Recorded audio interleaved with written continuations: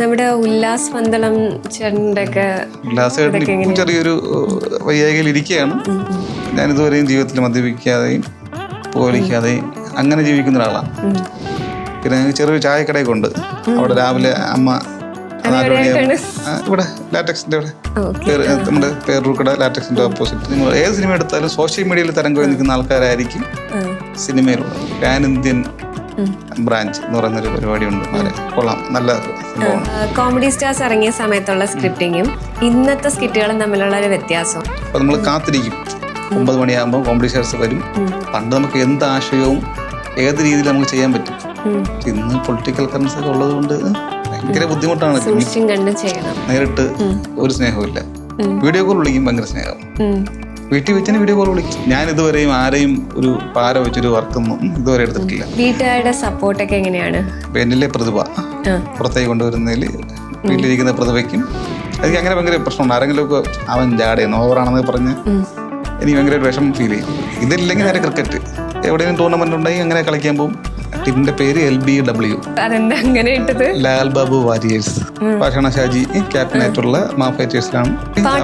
Interview കഴിഞ്ഞാ ഇല്ല. ചുവന്ന ചുരിദാറും ചുവന്ന മൊബൈൽ ഫോണും വെച്ചിട്ട് കുറച്ച് ചുവപ്പിന്റെ ഇടതുവശോ എല്ലാ ഫോട്ടോസിലും വീഡിയോസിന്റെയും ക്യാപ്ഷൻസിൽ എന്താണ് അത്രയും ഒരു വെറൈറ്റി ആയിട്ട് കാറും ഇങ്ങനെ ഓസ് വെച്ചിട്ട് കഴുകുന്നു. അതിനെ ഓസ്കാർ എന്നിട്ടു. ഇപ്പൊ ലാസ്റ്റ് മോൻ ക്രിക്കറ്റില് മാൻ ഓഫ് ദി മാച്ച് ആയപ്പോൾ ഞാനിട്ടു മോൻ ഓഫ് ദി മാച്ച്. ട്രെയിനിൽ ഞാൻ ഇങ്ങനെ പോകുന്നൊരു ഫോട്ടോ ഇപ്പം ട്രെയിൻഡ് ആർട്ടിസ്റ്റ്. എന്നെ കുറിച്ച് എന്തെങ്കിലും ഒന്ന് ക്യാപ്ഷൻ ഇടാൻ പറ്റും? ശരിക്കും അത് കിളിപ്പോൾ തന്നെ ആണെന്നാണ് വിചാരിച്ചത്. പലരും അത് കണ്ടിട്ട് പറഞ്ഞു ചിലപ്പോൾ ശരിക്കും മുട്ടയടിച്ച ഇതേ വേഷത്തിൽ നിന്നുകൊണ്ട് തന്നെ കിളിപ്പോളിനെ വീഡിയോ കോൾ ചെയ്തിട്ട് സംസാരിച്ചു. അപ്പൊ ഞാൻ പറഞ്ഞ കിളിമനു ലാലു സ്കിറ്റിൽ എന്തെല്ലാം കാണി. സ്കിറ്റില് ഡാൻസ് കളിക്കും, ഡൈവ് അടിക്കും, ഓടാൻ പറഞ്ഞ ഓടും. ചിരിപ്പിക്കാൻ വേണ്ടി എന്ത് ഞാൻ ചെയ്യും. സ്വന്തമായിട്ടൊരു യൂട്യൂബ് ചാനൽ എന്തെങ്കിലും ഉണ്ടോ? ഇതാണ് പണ്ടൊക്കെ നമ്മൾ വീട്ടിൽ വന്ന് കയറി കഴിഞ്ഞാൽ നമ്മൾ ചായ എടുക്കട്ടെന്ന് ചോദിക്കും. ഇപ്പൊ സെൽഫി എടുക്കട്ടെ ചോദിക്കുന്ന ഒരു കാലഘട്ടം ആയതുപോലെ യൂട്യൂബ് ചാനൽ എനിക്കില്ല. ഒരുപാട് പേര് വിളിച്ചു പറയും ലാൽ ബാബു ഒരു യൂട്യൂബ് ചാനൽ തുടങ്ങുക, അതിൻ്റെ അകത്ത് നിന്ന് റവന്യൂ കിട്ടും, കണ്ടന്റ് ക്രിയേറ്റ് ചെയ്യുന്നതല്ലേ. വീട്ടിൽ നിന്നൊക്കെ എപ്പോഴും വഴക്കാണ്, ഇത് യൂട്യൂബ് ചാനലിൽ എന്തെങ്കിലും ചെയ്യ്. എൻ്റെ ഒരു പ്രശ്നം വെച്ച് കഴിഞ്ഞാൽ പെർഫെക്ഷൻ വേണം എന്നുള്ളതാണ്. അപ്പോൾ എനിക്ക് എന്തൊരു കാര്യം ചെയ്താലും ഒരു പെർഫെക്ഷൻ കൂടെ ചെയ്യണം എന്നുള്ളതുകൊണ്ട് തട്ടിക്കൂട്ടിലോട്ട് ഞാൻ ചെയ്യില്ല. അപ്പം അതാണ് ഈ യൂട്യൂബ് ഇല്ലാത്തതിൻ്റെ ഒരു കുഴപ്പം. തുടങ്ങണം, തുടങ്ങിയിട്ട് നല്ല നല്ല കണ്ടന്റുകൾ ക്രിയേറ്റ് ചെയ്യണം. ഇപ്പം എൻ്റെ സ്കിന്നകത്ത് എഴുതിയതുപോലെ സ്വന്തമായിട്ട് യൂട്യൂബ് ചാനലത്തിൽ മലയാളിയെ കണ്ടെത്തി എന്ന് പറയുന്ന അവസ്ഥ എനിക്ക് ഉണ്ടാവരുത്. അതുകൊണ്ട് ഞാൻ യൂട്യൂബ് ചാനൽ തുടങ്ങും. എൻ്റെ അകത്ത് തന്നെ കണ്ടന്റുകൾ ഞാൻ ചെയ്യും. അല്ല തുടങ്ങണം, എന്നാൽ കുറച്ച് ഞങ്ങൾക്കും കിട്ടത്തുള്ളൂ. പണ്ട് ഇത് ഒന്നേ പണ്ട് ഇങ്ങനെയായിരുന്നു, ലളിതഗാനങ്ങളിൽ പാടി വിന്നറായ ആൾക്കാരായിരുന്നു പണ്ട് സിനിമയിൽ പാടിക്കൊണ്ടിരുന്നത്. അത് പിന്നെ മാറി റിയാലിറ്റി ഷോയിൽ പാടി വിന്നറായ ആൾക്കാരാണ് സിനിമയിൽ പാടുന്നത്. അതുപോലെയാണ് സിനിമയിൽ ഇപ്പം. പണ്ട് മിമിക്രിയിൽ നിന്ന ആൾക്കാരാണ് സിനിമയിലേക്ക് ഉണ്ടായിരുന്നത്. ഇപ്പം സോഷ്യൽ മീഡിയയിൽ റീൽസ് ചെയ്യുന്ന ആൾക്കാരാണ് ഏറ്റവും കൂടുതൽ സിനിമയിൽ ഉള്ള ആൾക്കാർ. അപ്പം യൂട്യൂബും ഈ പറയുന്ന സോഷ്യൽ മീഡിയയിലുള്ള ആൾക്കാരാണ്. വാഴ എടുത്താലും അങ്ങനെയുള്ള സിനിമകൾ ഏത് സിനിമ എടുത്താലും സോഷ്യൽ മീഡിയയിൽ തരംഗം നിൽക്കുന്ന ആൾക്കാരായിരിക്കും സിനിമയിലുള്ളത്. അതുകൊണ്ട് ഇപ്പം സോഷ്യൽ മീഡിയയിലും കൂടെ ഞാൻ ആക്റ്റീവ് ആവണം. റീൽസ് ഏതെങ്കിലും ചെയ്തിട്ടുണ്ടോ ഇതുവരെ? റീൽസ് ഒക്കെ ചെയ്തിട്ടുണ്ട്. ഇപ്പം മറ്റേ എൻ്റെ ഇതിൽ തന്നെ ഇൻസ്റ്റാഗ്രാമിൽ കിടപ്പുണ്ട്. എൻ്റെ ഇൻസ്റ്റാഗ്രാം ഒന്നും വലിയ ഫോളോവേഴ്സ് ഒന്നും ഇല്ല. ഞാൻ അങ്ങനെ ഒരു എല്ലാ റീൽസ് ഇരുന്ന് കാണും. ഞാൻ സോഷ്യൽ മീഡിയയിൽ ആക്റ്റീവ് അല്ല. അത് സമയമില്ലാത്തതുകൊണ്ട് സമയത്തിന്റെ പ്രശ്നമുണ്ട്. പിന്നെ ഒരു പെർഫെക്ഷൻ അതെല്ലാം വേണം. ചില സംഭവം നല്ല രസമാണ് കേട്ടോ. കുറേ ആൾക്കാർ റീൽസുകളൊക്കെ ഞാൻ ഇങ്ങനെ കാണും. എനിക്കിപ്പം പാൻ ഇന്ത്യൻ ബ്രാഞ്ച് എന്ന് പറയുന്നൊരു പരിപാടിയുണ്ട്. കൊള്ളാം, നല്ല സംഭവമാണ്. അത് ഞാൻ ഇങ്ങനെ കാണും അമ്മമാരെ. അല്ല അവര് ഇതൊക്കെ നമ്മൾ തന്നെ നമ്മൾക്ക് ചെയ്യാൻ പറ്റുന്ന കാര്യങ്ങൾ തന്നെയാണ്. പക്ഷെ അവർ ചെയ്യുന്നല്ലോ എന്ന് കാണുമ്പോൾ സന്തോഷം. അപ്പൊ നമ്മുടെ ഈ റീൽസ് കാര്യങ്ങളൊക്കെ കാണുമല്ലോ, ഷോർട്സ് യൂട്യൂബിലാണെങ്കിലും ഷോർട്സും ഇതൊക്കെ കാണുമല്ലോ. ഇതിൽ നിന്നൊക്കെ എന്തെങ്കിലും ആശയങ്ങൾ കിട്ടാറുണ്ടോ സ്ക്രിപ്റ്റിന്? കിട്ടാറുണ്ട്. ചില ഒരു കൗണ്ടർ ആയിരിക്കും. ആ കൗണ്ടറിൽ നിന്ന് തന്നെ ഒരു സ്കിറ്റ് ഉണ്ടാവും. അതിൽ പിടിച്ചങ്ങ് വേറെ അങ്ങനെ സ്കിറ്റ് ഉണ്ടാവും. പിന്നെ എൻ്റെ സ്കിറ്റുകൾ ഇപ്പം അമൃത TV ഇപ്പം ചെയ്യുന്ന സ്കിറ്റുകൾ കാണുമ്പോൾ അറിയാൻ പറ്റും. എന്തെങ്കിലും ഒരു ഭാര്യയ്ക്കും ഭർത്താവിനും അവർക്ക് എന്തെങ്കിലും ഒരു പ്രശ്നമായിരിക്കും. ആ പ്രശ്നത്തിൽ എന്തെങ്കിലും ഒരു പുതുമ ഞാൻ വെക്കും. ഉദാഹരണം പറഞ്ഞ ഭർത്താവിന് ലേറ്റ് റിയാക്ഷൻ എന്ന് പറയുന്ന രസം. അതായത് ഭാര്യ ഒരു കാര്യം പറഞ്ഞു കഴിഞ്ഞാൽ പുള്ളി അപ്പോഴും അത് react ചെയ്യില്ല. കുറച്ച് കഴിഞ്ഞിട്ടായിരിക്കും പുള്ളി ചിരിക്കുന്നത്. അപ്പൊ എന്താന്ന് ചോദിക്കുമ്പോൾ പറയും, അല്ല നേരത്തെ പറഞ്ഞ കോമഡി എനിക്ക് ഇപ്പോഴാണത് ചിരിക്കുന്നതെന്ന് പറയും. അങ്ങനത്തെ ഒരു ലേറ്റ് റിയാക്ഷൻ. അതുപോലെ ഭർത്താവിന് ഫോണിൽ കൂടെ മാത്രമേ സ്നേഹമുള്ളൂ, നേരിട്ട് ഒരു സ്നേഹമില്ല. വീഡിയോ കോൾ വിളിക്കും, ഭയങ്കര സ്നേഹം. വീട്ടിൽ വെച്ചാൽ വീഡിയോ കോൾ വിളിക്കും, അവർ ഭയങ്കര സ്നേഹം. അങ്ങനത്തെ ആശയങ്ങള്. ഇപ്പം ഒരു ദിവസം 50 ചായ കുടിക്കുന്ന ഒരു അപ്പൂപ്പന്റെ കഥ, അങ്ങനെ ത്രെഡുകളിൽ പുതുമ കണ്ടെത്താൻ വേണ്ടി മാക്സിമം ശ്രമിക്കാറുണ്ട്. പിന്നെ ഈ പ്രോപ്പർട്ടി വെച്ചുള്ള സ്കിറ്റുകൾ, ഇപ്പം വാട്സപ്പ് സംസാരിക്കുകയാണെങ്കിൽ എങ്ങനെയായിരിക്കും, ഇല്ലെങ്കിൽ ബെറോട്ട സംസാരിക്കും എങ്ങനെയായിരിക്കും, ഇല്ലെങ്കിൽ പടക്കങ്ങള്, കമ്പിത്തിരി, ഇതൊക്കെ സംസാരിക്കുന്നത് എങ്ങനെ, അങ്ങനത്തെ സ്കിറ്റുകൾ ഞാൻ ചെയ്യാറുണ്ട്. അത് കുട്ടികൾക്ക് ഭയങ്കര ഇഷ്ടമാണ് അങ്ങനത്തെ സ്കിറ്റുകൾ. അവർക്കും സംസാരിക്കാൻ പറ്റുമായിരുന്നു എന്തൊക്കെ സംസാരിക്കുക എന്നുള്ളത്. നമ്മുടെ കോമഡി സ്റ്റാർസ് ഇറങ്ങിയ സമയത്തുള്ള സ്ക്രിപ്റ്റിങ്ങും അന്നത്തെ ആ സ്കിറ്റുകളും ഇന്നത്തെ സ്കിറ്റുകളും തമ്മിലുള്ള ഒരു വ്യത്യാസവും, പിന്നെ അന്നത്തെ സ്കിറ്റുകൾ നമുക്ക് ഓർത്തിരിക്കുന്നതാണ്. അതായത് അതിൽ ഓരോ കോമഡിയിൽ ഓരോ സ്ക്രിപ്റ്റ് ആണെങ്കിലും ഓരോ സ്കിറ്റ് ആണെങ്കിലും നമ്മൾ ഓർത്തിരിക്കുന്ന കാര്യങ്ങളാണ്. പക്ഷെ ഇപ്പോൾ എന്ന് പറഞ്ഞാൽ നമുക്കത് ഓർക്കാൻ പറ്റുന്നില്ല. അങ്ങനെ ജസ്റ്റ് കണ്ട് അങ്ങ് ചിരിച്ചങ്ങ് വിടും. പക്ഷെ നമുക്ക് അങ്ങനെ ഓർത്തെടുക്കാൻ പറ്റില്ല. എന്തുകൊണ്ടാണ് അത്? എന്താ ഡിഫറൻസ് വന്നേ? എന്തുകൊണ്ടെന്ന് പറഞ്ഞു കഴിഞ്ഞാൽ, ഈ അന്നത്തെ സ്ക്രിപ്റ്റിംഗ് എന്ന് പറഞ്ഞാൽ, അന്ന് നമുക്ക് ഏഷ്യാനെറ്റ് ചാനലിൽ ആദ്യമായിട്ട് വന്ന ഒരു കോമഡി റിയാലിറ്റി ഷോ. ഇപ്പോൾ ഒരുപാട് റിയാലിറ്റി ഷോകളുണ്ട്. അത് മാത്രമല്ല, അന്ന് നമ്മളൊക്കെ ആയിരുന്നു കോമഡികൾ ചെയ്തുകൊണ്ടിരുന്നത്. ഇന്ന് എല്ലാ വീടുകളിലും എല്ലാവരും കോമഡി ചെയ്യും, എല്ലാവരും റീൽസ് ചെയ്യും, എല്ലാവരും റീൽസ്, കോമഡി, എല്ലാവരും ക്രിയേറ്റിവിറ്റി ആയിട്ട് ചിന്തിക്കാൻ തുടങ്ങി. എല്ലാവരും ക്രിയേറ്റർമാരാണ്. ഓരോ വീടുകളിലിരിക്കുന്ന ആൾക്കാർ വരെ ചെറിയ ചെറിയ കണ്ടന്റുകൾ ചെയ്ത് അപ്പം ഒരുപാട് താരം നമ്മൾ കാണുന്നില്ലേ. അന്നൊക്കെ നമുക്ക് കുറച്ചേ ഉള്ളൂ കാണാൻ. അപ്പം നമ്മൾ കാത്തിരിക്കും, 9 മണിയാകുമ്പോൾ കോമഡി ഷോസ് വരും, അതിനുവേണ്ടി നമ്മൾ കാത്തിരിക്കും. അന്നത്തെ എപ്പിസോഡ് അങ്ങനെ കാണും. ഇപ്പം അങ്ങനെയല്ല, ഒരുപാട് ചാനലുകളുണ്ട്. ചാനലുകൾ ഇങ്ങനെ ഒരുപാടുള്ളത് കൊണ്ട്, പിന്നെ പറഞ്ഞ സോഷ്യൽ മീഡിയയിലൊക്കെ ഒരുപാട് കോമഡികൾ വരുന്നതുകൊണ്ട് പെട്ടെന്ന് ഇങ്ങനെ ഓർത്തിരിക്കാൻ പറ്റില്ല. ഒരുപാട് എല്ലാ ദിവസവും പുതിയ തമാശകൾ വന്നുകൊണ്ടിരിക്കും. ഇതൊരു കാരണം. രണ്ടാമത്തത്, നമ്മൾ സ്ക്രിപ്റ്റിങ്ങിൽ ലിമിറ്റേഷൻ ഉണ്ട്. പണ്ട് നമുക്ക് എന്ത് ആശയവും ഏത് രീതിയിൽ നമുക്ക് ചെയ്യാൻ പറ്റും. ഇന്ന് പൊളിറ്റിക്കൽ കറൻസ് ഒക്കെ ഉള്ളത് കൊണ്ട് ഭയങ്കര ബുദ്ധിമുട്ടാണ്. നമ്മളിപ്പോൾ ചെയ്യുന്ന പല സ്കിറ്റുകൾ ലിമിറ്റേഷനാണ്. കാര്യം നമുക്ക് ആരെയും അധിക്ഷേപിക്കാൻ പറ്റില്ല, ആരെയും കളിയാക്കാൻ പറ്റൂല. പിന്നെ മ്യൂസിക് റൈറ്റ്സ് പ്രശ്നം. ഇപ്പൊ പല നമ്മൾ യൂട്യൂബ് ചാനലൊക്കെ ഇടുമ്പോൾ അറിയാമല്ലേ, പലതും നമ്മൾ ഇഷ്ടപ്പെട്ടൊരു പാട്ടിലൂടെ നമ്മൾ കൺവേ ആക്കണമെന്ന് പറഞ്ഞു കഴിഞ്ഞാൽ പറ്റൂല, അത് കോപ്പി റൈറ്റ് അടിച്ചു പോകും. അപ്പൊ ഇതെല്ലാം കൂടെ വെച്ച് നോക്കുമ്പം അന്നത്തെ കാലത്തെ സ്കിറ്റുകളൊക്കെ നല്ലതാവുള്ള പ്രധാനപ്പെട്ട കാരണം, അന്ന് എന്ത് ആശയങ്ങളും നമുക്ക് ഇഷ്ടമുള്ള ഇത് ചെയ്യാം. പക്ഷെ ഇപ്പം നമുക്ക് ലിമിറ്റേഷനാണ് പല സ്ക്രിപ്റ്റുകളും ചെയ്യുമ്പോൾ. അപ്പം ലിമിറ്റേഷൻ വെച്ചിട്ടാണ് നമ്മൾ ചിരിപ്പിക്കുന്നത് നിങ്ങളെയൊക്കെ. അതാണ് അന്നത്തെ ഇന്നത്തെ നമ്മൾ വ്യത്യാസം. പിന്നെ എല്ലാവരും തമാശ ഇപ്പം ഉൾക്കൊള്ളാൻ തുടങ്ങി, എല്ലാവരും തമാശ ചെയ്യും. അതൊരുപാട് സന്തോഷം. നമ്മുടെ റീൽസൊക്കെ തന്നെ പലരും, ഇപ്പം ഞാൻ പണ്ട് ചെയ്തിട്ടുള്ളൊരു കോമഡി ഉണ്ട്. അതായത് നേഴ്സായിട്ട്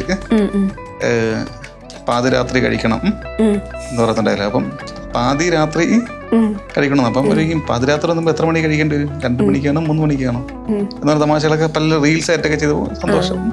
അതെ, അത് പല റീൽസിലും കണ്ടിട്ടുണ്ട്. പിന്നെ സൗഹൃദങ്ങളെ പറ്റിയൊക്കെ എന്താണ് പറയുന്നത്? സൗഹൃദങ്ങൾ നമ്മുടെ ഈ കലാരംഗത്തുള്ള കലാരംഗത്തുള്ളതും അല്ല, സൗഹൃദങ്ങളെന്നും ഞാൻ കാത്തു സൂക്ഷിക്കുന്ന ആളാണ്. കാര്യം ഒരുപാട് ഇപ്പം അന്നുണ്ടായിരുന്ന ആൾക്കാർ ഇന്നും കമ്മ്യൂണിക്കേറ്റ് ചെയ്യാറുണ്ട്, അവരുമായിട്ട് സംസാരിക്കാറുണ്ട്. ഓരോ ദിവസവും 1, 2, 3 ഫോൺ നമ്പറുകളും ഫോണിൽ സേവ് ആവും. കാര്യം ഓരോരുത്തരെ പരിചയപ്പെടുമ്പോൾ ഇവരെല്ലാം നമ്മുടെ കൂട്ടത്തിൽ സൗഹൃദങ്ങൾ പങ്കുവെക്കില്ലേ. പിന്നെ പലരും നമ്മൾ വിട്ടുപോകും. ചിലപ്പോൾ നമ്മൾ ഈ വർക്കിൻ്റെ ഇടയിലൊക്കെ എങ്കിലും ഇങ്ങോട്ട് മെസ്സേജ് അയച്ചിട്ട് അപ്പം തന്നെ റിപ്ലൈ കൊടുക്കാറുണ്ട്. നമ്മുടെ ഉല്ലാസ് പന്തളം ചേട്ടൻ്റെ ഉല്ലാസ് ചേട്ടൻ ചെറിയൊരു വയ്യാകയിൽ ഇരിക്കുകയാണ്. റിക്കവറായി തിരിച്ചു വരും. തിരിച്ചു വന്നിട്ട് ഞാൻ തന്നെ എഴുതുന്ന 2050 വാർത്ത ഉല്ലാസമായിട്ട് പുതിയതൊരെണ്ണം വായിക്കും. അത് ചെയ്യും. അതാണ് എൻ്റെ ആഗ്രഹം. 2050 വാർത്ത മാത്രമല്ല, ഉല്ലാസേട്ടന് ഇപ്പം ഞാൻ ഒരു സ്കിറ്റ് പറഞ്ഞു കൊടുത്ത ഉല്ലാസേട്ടൻ കേട്ടിട്ട് ഡാൻസ് ആണെങ്കിൽ ഡാൻസ്, അപ്പം എന്ത് വേഷം ഉല്ലാസനം ചെയ്യും.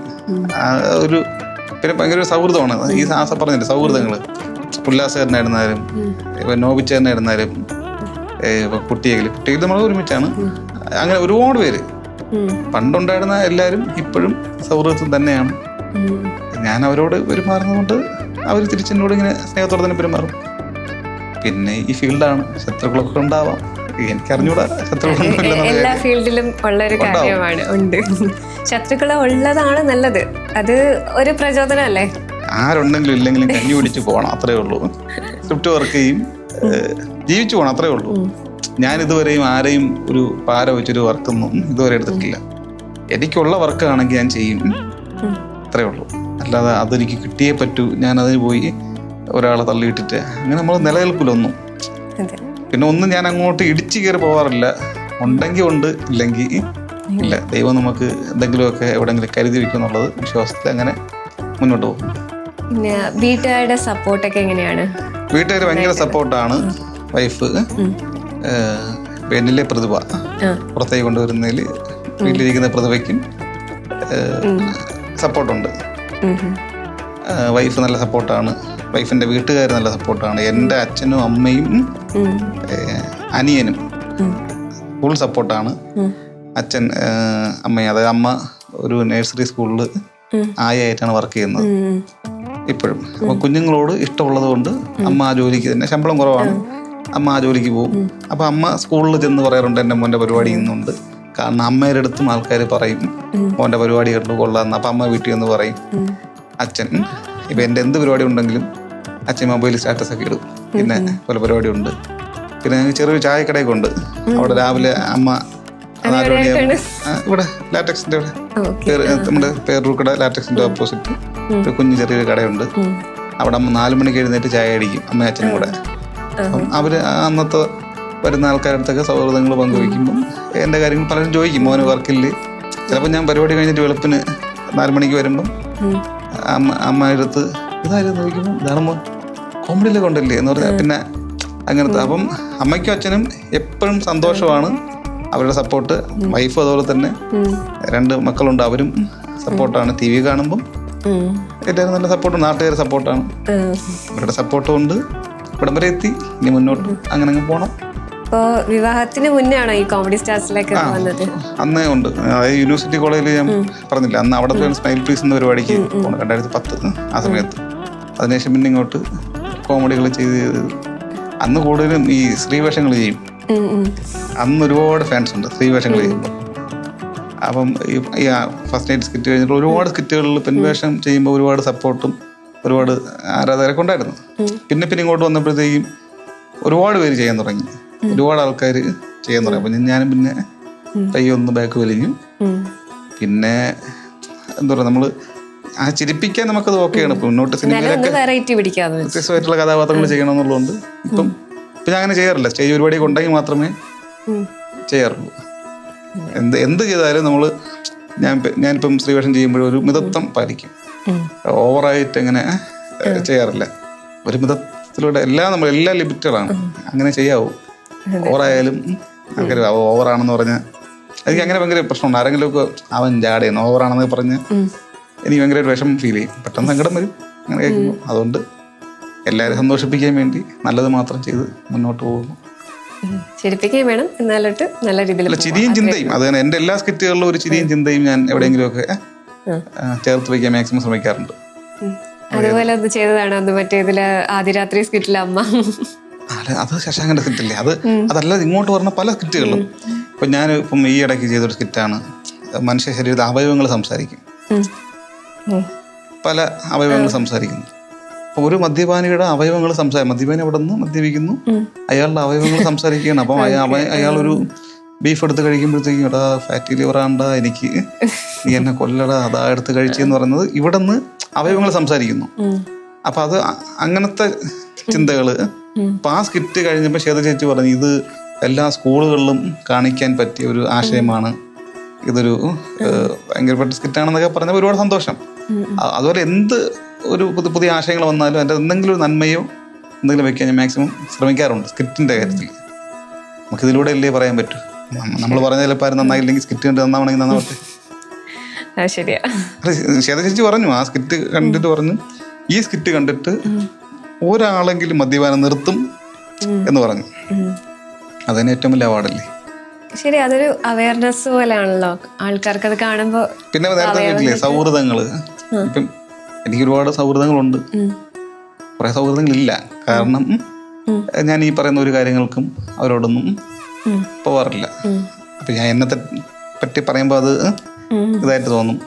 ഞാൻ ഇതുവരെയും ജീവിതത്തിൽ മദ്യപിക്കാതെയും പുകവലിക്കാതെയും അങ്ങനെ ജീവിക്കുന്ന ഒരാളാണ്. ഇതിന് മദ്യപിക്കേണ്ട ആവശ്യമില്ല, പുകവലിക്കേണ്ട ആവശ്യമില്ല. ഒരു ജീവിതം ഇങ്ങനെ സന്തോഷിക്കാം. ലഹരി എന്ന് പറഞ്ഞാൽ കലയാണ് ലഹരി. പിന്നെ കായികം, ക്രിക്കറ്റ് എന്ന് പറഞ്ഞാൽ പ്രാന്താണ്. ഇതില്ലെങ്കിൽ നേരെ ക്രിക്കറ്റ് മോൻ്റെ കൂടെ പോകും, ഇല്ലേ മോൻ്റെ കളികളിൽ ബന്ധപ്പെട്ടിരിക്കും. പിന്നെ ഇപ്പം എവിടെയെങ്കിലും ടൂർണമെന്റ് ഉണ്ടെങ്കിൽ അങ്ങനെ കളിക്കാൻ പോകും. വലിയ കളിയൊന്നുമല്ല എങ്കിലും ക്രിക്കറ്റ് ഇഷ്ടമാണ്. ക്രിക്കറ്റിന്റെ പുറകെ എപ്പോഴും ക്രിക്കറ്റ് കാണും. ക്രിക്കറ്റിനെ കുറിച്ച് ഉള്ള കാര്യങ്ങളൊക്കെ ആയിട്ട് അങ്ങനെ നടക്കും. ഇത് രണ്ടാണ്, ഒന്നെങ്കിൽ TV പരിപാടി, ചാനൽ പരിപാടി, അല്ലെങ്കിൽ ക്രിക്കറ്റ്. ആക്ടിങ്ങും സ്ക്രിപ്റ്റിങ്ങും ഇതൊന്നും അല്ലാതെ വേറെ എന്താ പരിപാടി? പറയാൻ പറഞ്ഞല്ലോ, ക്രിക്കറ്റ് കളി. ക്രിക്കറ്റ് കളി അല്ലാതെ വേറെ ഇതൊക്കെ തന്നെയാണ്. ക്രിക്കറ്റ് കളി സമ്മതം, പിന്നെ ഈ പറയുന്ന സ്ക്രിപ്റ്റ്, അഭിനയം, പിന്നെ വേറൊന്നുമില്ല. വേറെന്താ പരിപാടി? പാട്ട് പാടോ? ഞാനാ? ഇന്റർവ്യൂ കഴിഞ്ഞാ? ഇല്ല, പാട്ടെങ്കിലും പാട്ട് കേൾക്കാന്ന് വെച്ചു. സ്കിറ്റിന്റെ അകത്തൊക്കെ ചെറിയ എന്തെങ്കിലുമൊക്കെ മതി. വേറെ എന്തെല്ലാം ക്വസ്റ്റ്യൻ ഉണ്ട്. ചുവന്ന ചുരിദാറും ചുവന്ന മൊബൈൽ ഫോണും വെച്ചിട്ട് കുറച്ച് ചുവപ്പിന്റെ സുഖമുള്ളതാ. ഇടതുവശോ? ഇല്ല. ചേട്ടൻ ക്രിക്കറ്റ് ഒക്കെ കളിക്കുന്നതാന്ന് പറഞ്ഞല്ലോ. അപ്പം ആരുടെ കൂടെയാണ് കളിക്കുന്നത്? സ്വന്തമായിട്ട് ടീമൊക്കെ ഉണ്ടോ? സ്വന്തമായിട്ട് ടീമുണ്ട്. ടീം ടെന്നീസ് ബോളിലുള്ള ടീമാണ്. അത് ക്രിക്കറ്റിനോട് ഇഷ്ടം കൊണ്ട് ഞാനും എൻ്റെ ഒരു ഫ്രണ്ട് സാജൻ, ഞങ്ങൾ ഒരുമിച്ച് പഠിച്ചതാണ് +2. ഇപ്പോഴും ഞങ്ങൾ സൗഹൃദം തുടരുന്നു. അപ്പൊ ഞാൻ സാധനം കൂടെ ഒരു ടീം സെറ്റ് ചെയ്തു. ടീമിന്റെ പേര് LBW.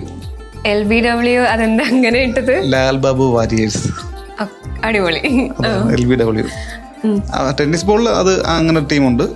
പിന്നെ സ്റ്റിച്ച് ബോളിൽ കളിക്കുമ്പം മാ ഫൈറ്റേഴ്സ്, പാഷാണ ഷാജി ക്യാപ്റ്റനായിട്ടുള്ള മാ ഫൈറ്റേഴ്സിലാണ് സ്റ്റിച്ച് ബോളിൽ കളിക്കുന്നത്. 2 ഇതായിട്ടും കളിക്കും.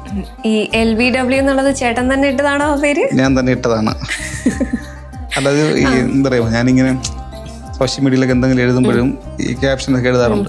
അത് പറഞ്ഞപ്പോഴാണ് ഫേസ്ബുക്കിലും ഇൻസ്റ്റാഗ്രാമിലൊക്കെ ചേട്ടൻ്റെ എല്ലാ ഫോട്ടോസിലും വീഡിയോസിൻ്റെയും ക്യാപ്ഷൻസിൽ എന്താണ് അത്രയും ഒരു വെറൈറ്റി ആയിട്ട് പലതിലും ഒരു പ്രോപ്പർട്ടി ബേസ് ആയിട്ടോ അല്ലെങ്കിൽ നെയിം ബേസ്ഡ് ആയിട്ടൊക്കെ ഒരു ഫോട്ടോ കാണുമ്പം അതിനകത്ത് എന്തെങ്കിലും ഒരു വെറുതെ ഇടണ്ട എന്തെങ്കിലും എഴുതാന്ന് വിചാരിച്ചെങ്കിൽ എഴുതുന്നതാണ്. ചിലപ്പം നല്ല ക്യാപ്ഷൻ കിട്ടും. ഇപ്പൊ ഇടയ്ക്ക് മുമ്പ് ഒരു ഇട്ടിട്ടുണ്ടായിരുന്നു, ഒരു കാറും ഇങ്ങനെ ഓസ് വെച്ചിട്ട് കഴുകുന്നു. അതിനെ ഓസ്കാർ എന്നിട്ടു ക്യാപ്ഷൻ. പിന്നെ മോന്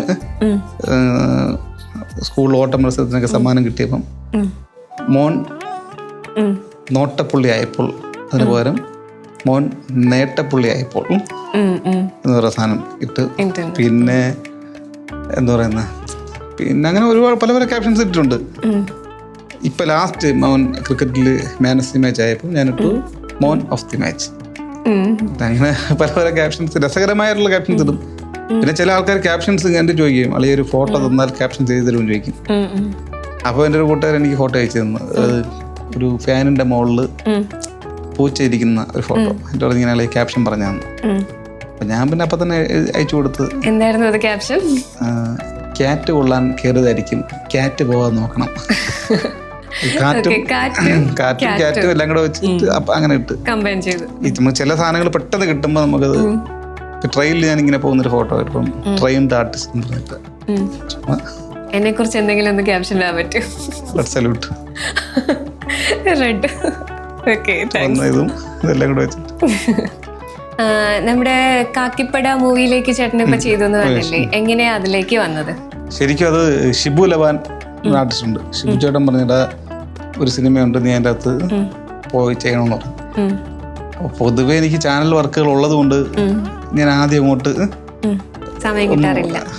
സമയമില്ല, പിന്നെ ഒന്ന് മടിച്ച് പോലീസുകാരുടെ വേഷമാണ്, നീ ഒന്ന് ചെന്നാൽ മതി എന്ന് പറഞ്ഞു. അപ്പം ഞാൻ വിചാരിച്ചു ചെറിയ എന്തെങ്കിലും സംഭവമായിരിക്കും, എന്തായാലും പോകാം, സിനിമയില്ലേ. അപ്പൊ എല്ലാരും പറഞ്ഞിടാ നീ സിനിമയൊന്നും ഇല്ല, എന്റെ സുഹൃത്തുക്കളെ സിനിമയിലൊക്കെ ഉണ്ടല്ലോ. അപ്പം ഞാനും എന്നാ പോയി നോക്കാം. അങ്ങനെ പോയപ്പോഴത്തേക്കും കോസ്റ്റ്യൂം അളവൊക്കെ എടുക്കുന്നു. പിന്നെ കഥാപാത്രത്തിന് പേരൊക്കെ ഉണ്ട്. അപ്പം ചെറിയ വേഷമാണെങ്കിൽ കഥാപാത്രത്തിന് പേരുണ്ടാവില്ലല്ലോ. അത്യാവശ്യം ഇതൊക്കെ ഉണ്ട്. 7 പോലീസുകാരില് ഒരു പോലീസുകാർ, 7 പോലീസുകാരുടെ കഥയാണ്. അപ്പാനിശരത്ത്, മണിമുള്ള രാജസാറിൻ്റെ മോന്, അവരെല്ലാവരും ഉണ്ടായിരുന്നു. അങ്ങനെ കുട്ടിയെങ്കിൽ അങ്ങനെ 7 പോലീസുകാരും 1 പോലീസുകാരും ഞാൻ. അപ്പോൾ അതിൻ്റെ അകത്ത് ഞാൻ ബസ് ഡ്രൈവറാണ്, പോലീസ് സ്റ്റേഷൻ്റെ ഡ്രൈവറാണ്. അപ്പോൾ അത്യാവശ്യം കുഴപ്പമില്ലാത്തൊരു വേഷം കിട്ടിയ ഒരു കുറേ സീനുണ്ട് ആ സിനിമയ്ക്കകത്ത്. അങ്ങനെയാണ് ആ സിനിമ ചെയ്തത്. ശിബുലബാൻ വഴിയാണ്, ശിവചേട്ടൻ വഴിയാണ് ആ സിനിമ കിട്ടിയത്. ഒരുപാട് സന്തോഷം. സഹപ്രവർത്തകർക്ക് അവസരങ്ങൾ സഹപ്രവർത്തകരെ മാറ്റി തരുമ്പോൾ ഒരുപാട് സന്തോഷം. അങ്ങനെയാണ് ആ സിനിമയിലെത്തിയത്. പിന്നെ ഞാൻ പറഞ്ഞത് ഈ ചാനൽ വർക്ക് ഉള്ളത് കൊണ്ട് അതാണ് നമ്മുടെ ഉപജീവനം. അപ്പം അതുകൊണ്ട് സിനിമകളിലൊക്കെ ഇങ്ങനെ എത്തിപ്പെടാൻ പറ്റുന്നില്ല. നേരെ സിനിമകളൊക്കെ വരണം, അഭിനയിക്കണം, ബിഗ് സ്ക്രീനിൽ പേരെഴുതി കാണിക്കുന്നതൊക്കെ തന്നെ ആഗ്രഹം. എല്ലാവർക്കും അതിൻ്റെ ആഗ്രഹം. നടക്കും, എല്ലാം നടക്കും. നടക്കട്ടെ, ഈശ്വരൻ അതിനുള്ള ഭാഗ്യങ്ങൾ ഉണ്ടാകട്ടെ. പിന്നെ ഞാനൊരു വീഡിയോ കണ്ടിട്ടുണ്ടായിരുന്നു, നമ്മുടെ കിളി പോളിന്റെ ഒരു വീഡിയോ ചെയ്തത്. സത്യം പറഞ്ഞാല് ആ വീഡിയോ ഞാൻ കണ്ടിരുന്നു ഫസ്റ്റ്. അപ്പൊ അത് കണ്ടപ്പോ ഞാൻ വിചാരിച്ചത് ശരിക്കും അത് കിളിപോള് തന്നെ ആണെന്നാണ് വിചാരിച്ചത്. പക്ഷെ ശരിക്കും ചേട്ടനായിരുന്നു അതെന്ന് എനിക്ക് ഐഡന്റിഫൈ ചെയ്യാൻ പോലും പറ്റിയില്ല. ആ വീഡിയോനെ പറ്റി എന്തായാലും അല്ല, അത് നമ്മുടെ എന്റെ സുഹൃത്താണ് സതീഷ് ചേട്ടൻ, സതീഷ് തൻവി. അദ്ദേഹം ഇന്നസെന്റ് സിനിമ എടുത്ത്. ഇന്നസെന്റ് സിനിമയുടെ ക്ലൈമാക്സിന്റെ അത് കഴിയുമ്പോഴത്തേക്കും നമ്മുടെ കിളിപോൾ സിനിമയിലുണ്ട്. അപ്പൊ അതിന്റെ പ്രൊമോഷന്റെ ഭാഗമായിട്ട് ഇന്നസെന്റ് ടീം അമൃതയെ വന്നപ്പോഴത്തേക്കും ഞങ്ങൾ ചെയ്തതാണ്. അപ്പം ഞാൻ മുടിയൊക്കെ അങ്ങനെ ചെയ്തത്. അത് മേക്കപ്പ് മാൻ തോമസും വിനോദനും കൂടെ ചെയ്ത് മേക്കപ്പാണ്. പലരും അത് കണ്ടിട്ട് പറഞ്ഞു ചിലപ്പോൾ ശരിക്കും മുട്ടയടിച്ചല്ല, നല്ല മേക്കപ്പിൽ ചെയ്തു. കിളിപോളിന്റെ ഒരു എന്നിട്ട് ഏറ്റവും വലിയ ഭാഗ്യം എന്ന് പറഞ്ഞാൽ കിളിപോളിനെ വീഡിയോ കോൾ ചെയ്യാൻ പറ്റി. ഇതേ വേഷത്തിൽ നിന്നുകൊണ്ട് തന്നെ കിളിപോളിനെ വീഡിയോ കോൾ ചെയ്തിട്ട് സംസാരിച്ചു. അപ്പൊ ഞാൻ പറഞ്ഞ കിളിമനു ലാലു എന്ന് പറഞ്ഞു. അപ്പൊ അയാളും തിരിച്ചിങ്ങോട്ട് പറയുന്നുണ്ട്, വേറെ ലാംഗ്വേജ് അല്ലേ, ഇത് ഇംഗ്ലീഷ് തന്നെ പറഞ്ഞു. അറിയാവുന്ന ഇംഗ്ലീഷ് ഞാൻ സംസാരിച്ചു. അപ്പൊ അങ്ങനെ ഒരു ഭാഗ്യം അതിനകത്തുണ്ടായി. കിളിപോളിന് ഞാൻ വീഡിയോ കോളിൽ സംസാരിക്കാൻ പറ്റി. നല്ലൊരു യൂട്യൂബർ അല്ലേ, സോഷ്യൽ മീഡിയയിൽ അത്യാവശ്യം ഹിറ്റായി നിൽക്കുന്ന ആളല്ലേ. പക്ഷെ ശരിക്കും അതിനകത്ത് മേക്കപ്പും എല്ലാം നല്ല അടിപൊളിയായിരുന്നു. പിന്നെ അതുപോലെ തന്നെ ഡാൻസ് പണ്ടേ ഉണ്ട്. ഈ നമ്മളിപ്പം ഈ എന്താ പറയുന്ന ഈ തടിയൊക്കെ ഉള്ളപ്പം തടിയുള്ളവരും ഇപ്പൊ ഡാൻസ് കളിക്കുന്നുണ്ട്. ഒത്തിരി പേര് നന്നായിട്ട് കളിക്കാം. തടിച്ചിരിക്കണം മെലിഞ്ഞിരിക്കണം എന്നുള്ളത് ഡാൻസിനൊരു ബാധകമല്ല. അപ്പൊ ഇപ്പം വല്ലത് എന്തെങ്കിലും ചെയ്യാൻ താല്പര്യമുണ്ടോ? ഡാൻസ് കളിക്കും. നമ്മളെ കൊണ്ട് സ്കിറ്റില് എന്തെല്ലാം കാണി, സ്കിറ്റില് ഡാൻസ് കളിക്കും, ഡൈവ് അടിക്കും, ഓടാൻ പറഞ്ഞ ഓടും, ചിരിപ്പിക്കാൻ വേണ്ടി എന്ത് ഞാൻ ചെയ്യും. ഒരു സ്കിറ്റ് വിജയിച്ച് കാണുന്നുള്ള ആഗ്രഹമുള്ള ആളാണ് ഞാൻ. പ്രത്യേകിച്ച് എൻ്റെ സ്ക്രിപ്റ്റുകൾ ജയിക്കാൻ വേണ്ടി എന്തും ചെയ്യും. അതിൻ്റെ അകത്ത് ഞാൻ മുട്ട പോലെയൊക്കെ ചെയ്ത് മുടിയൊക്കെ കൂടെ വെച്ച് ചെയ്തു. എനിക്ക് വേണമെങ്കിൽ വേറെ ആൾക്ക് പറയാം, എനിക്ക് പറ്റില്ല എന്ന് പറയാം. പക്ഷെ നമ്മളത് ചെയ്യണം. ചെയ്താലല്ലേ നമുക്ക് മുന്നോട്ട് വർക്കുകൾ കിട്ടുള്ളൂ. മുന്നോട്ട് പോകുമ്പോഴും നമ്മൾ ആൾക്കാർ തിരിച്ചറിയുള്ളൂ. ഇപ്പം പറഞ്ഞില്ലേ, അത് ചെയ്യാനാണ് തിരിച്ചറിയാൻ പറ്റിയില്ല എന്ന്. പല വർക്കുകളും പലതും ഇങ്ങനെയാണ്. ഞാൻ ചെയ്യും, ഐഡന്റിഫിക്കേഷൻ കുറവാണ്, മനസ്സിലാവില്ല പെട്ടെന്ന്. ഇത് ഇൻസ്റ്റാഗ്രാമിലും യൂട്യൂബിലൊക്കെ ഇങ്ങനെ വൈറലായിക്കൊണ്ടിരിക്കുന്ന ഒരു വീഡിയോ ആണ്. പ്രത്യേകിച്ച് ആ കൂടെ കളിച്ച അപ്പൊ പുള്ളിക്കാരിയും ഇതിൽ കോമഡിയിൽ വരുന്നതാണല്ലോ, നല്ല ഹിറ്റായിട്ട് നിൽക്കുന്ന ഒരാളാണ്. അപ്പൊ ഞാനും വിചാരിച്ചത്, ശരിക്കും പറഞ്ഞാൽ ആ വീഡിയോ കണ്ടപ്പോൾ വിചാരിച്ചത് കിളിപോള് തന്നെയാണ്. ആ ഒരു സാമ്യത നന്നായിട്ടുണ്ടായിരുന്നു, കറക്റ്റ് ആയിട്ട്. ആ മേക്കപ്പ് ആണെങ്കിലും മാനറിസം എല്ലാം പെട്ടെന്ന് ചെയ്ത മേക്കപ്പാണ്. കാര്യം അവര് മേക്കപ്പിന്റെ സാധനങ്ങളൊന്നും ഇല്ലായിരുന്നു. ഞാൻ പറഞ്ഞിട്ടുണ്ടായിരുന്നു. അപ്പൊ അവർ വിചാരിച്ചു ഞാൻ ഈ മുടിയൊക്കെ വെട്ടിയിട്ട് ചെയ്യുമെന്ന്. അല്ല, കണ്ടാലും അങ്ങനെ തോന്നുന്നുള്ളു, വെട്ടിയിട്ട് ചെയ്യുന്നു. എന്റെ കൂട്ടുകാരൻ ചോദിച്ചു, ഇത് പെട്ടെന്ന് തലമുടിയൊക്കെ വന്നെന്ന് ചോദിച്ചു.